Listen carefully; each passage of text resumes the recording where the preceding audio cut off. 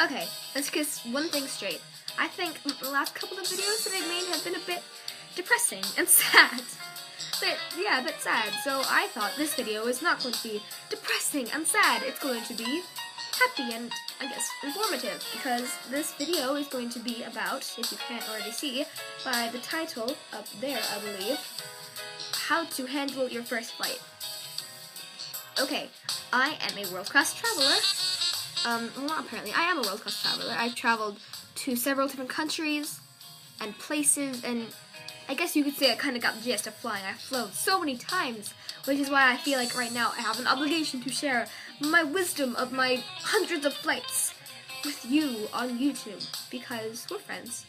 We're friends. Yes, we are. We're friends. I think. I'm sorry if I got that wrong. So yeah, let's get started. Got my notes.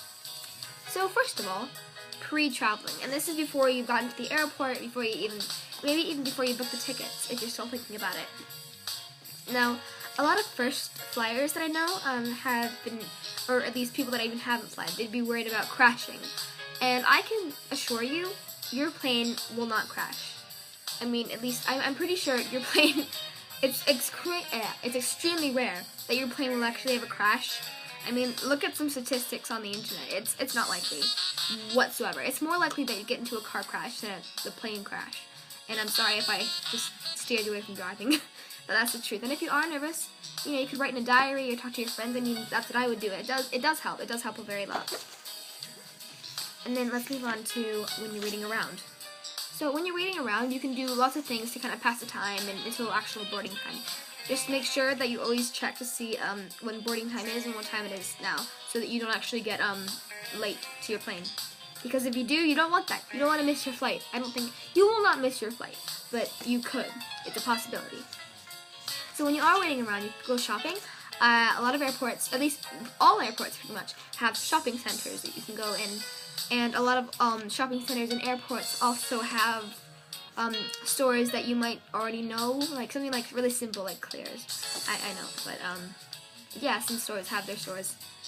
Some departments have their some store brands have their stores in airports. Okay, that took a while, but sorry. Another thing you could do is to buy a book. I find that reading really helps pass the time when I'm waiting for a flight. It definitely makes it go by quicker and all that, and yeah, reading is just really good for that kind of thing. Make sure you could also listen to music and play on your phone. I mean, if you don't have a phone, it's probably not an option, but if you do, that's a really good way to kind of, again, pass the time. You're not even going to be focusing on the time. At least, I hope you're not. I hope you're not.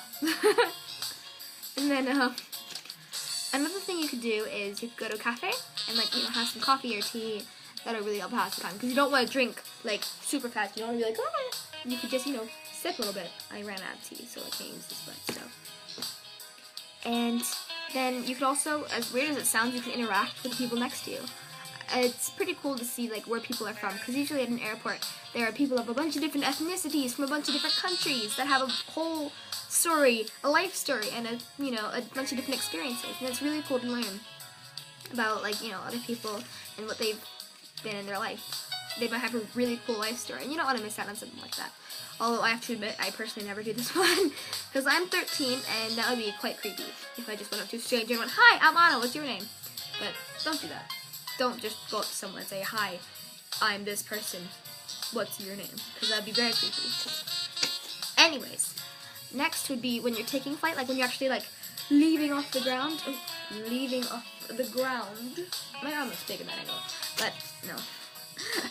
I recommended chew gum or suck on a lollipop, because it usually when you're taking off, your ears will tend to get plugged really easily. I don't know why, but they do, and something like that will just kind of help to stop it. So I recommend getting some gum or a lollipop from the stores that they have.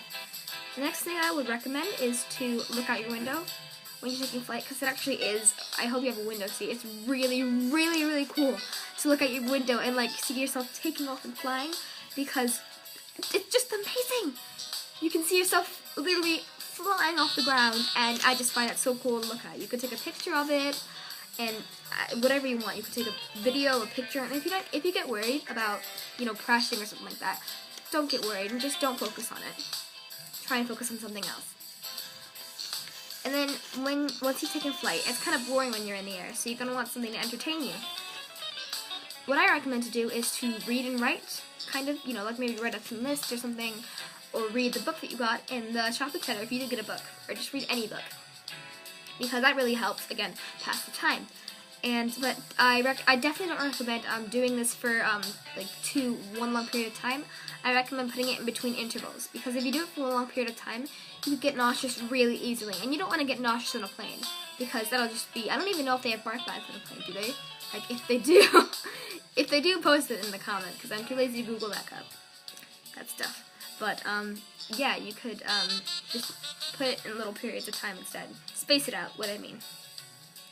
And if there's a TV, you could watch movies or even play games. I remember one time I was on a flight, and the TV had Tetris and Sudoku. Tetris! I sucked at it, but it was still there. My mom was good at it. So was my brother.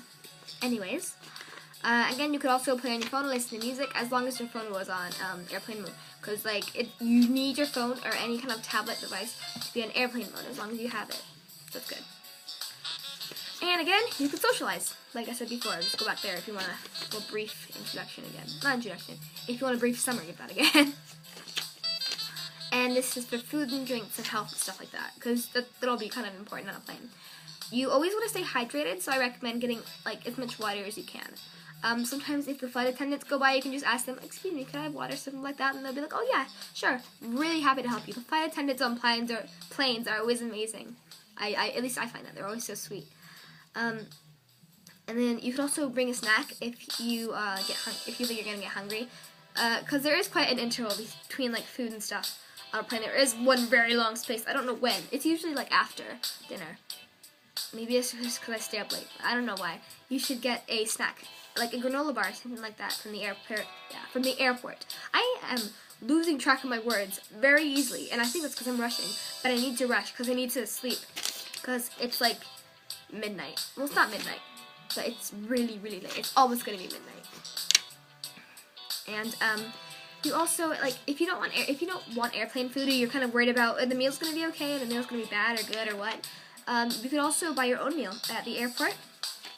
But if you do that, just make sure to put it in your carry-on, because the airport people are really strict about, only carry 2 or 3 bags. I forgot what it was, but it's one of those numbers, and they're very strict about it, for security reasons, and I can understand that definitely.